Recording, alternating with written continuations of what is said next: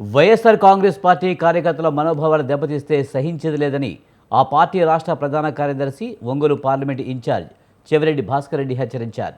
ఒంగోలులోని రెడ్డి హాస్టల్ వద్ద ఉన్న వైఎస్ విగ్రహానికి టీడీపీ జెండాలు కట్టిన ఘటనను చెవిరెడ్డి తీవ్రంగా ఖండించారు.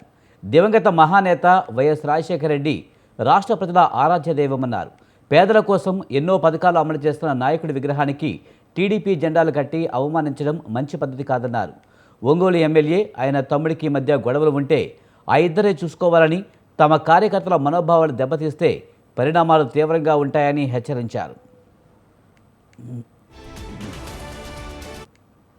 చెందినటువంటి వారు వైఎస్ఆర్ విగ్రహానికి అవమానం జరిగేలా వ్యవహరించడం, జెండాలు కట్టడం అసలు చాలా కరెక్ట్ విధానం కూడా కాదు. వైఎస్ఆర్ గారు అందరికి ఆరాధ్య నాయకుడు. ప్రతి ఒక్కరు ప్రాణాలు కాపాడాలని 108 తీసుకొచ్చిన వ్యక్తి. తీసుకొచ్చింది ఆయన. అంతకుముందు ఎప్పుడు జన్మభూమి కార్యక్రమంలో పింఛన్లు ఇచ్చేవాళ్ళు. పార్టీలు కులాలు చూడకుండా మంచి చేసినటువంటి మహానుభావుడిని ఆధిపత్య పోరులో వైఎస్ఆర్ గారి విగ్రహం కాడికి వచ్చి జెండాలు కట్టడం, ఇట్లా జెండాలు కట్టడం కాదు, వాళ్ళు వ్యవహరించినటువంటి తీరు ఒంగోలు ప్రజలు ఎట్టి పరిస్థితుల్లో కూడా క్షమించరు. ఈ కొత్త సాంప్రదాయాలు తీసుకొస్తున్నారు, కొత్త సంస్కృతికి తీసుకొస్తున్నారు.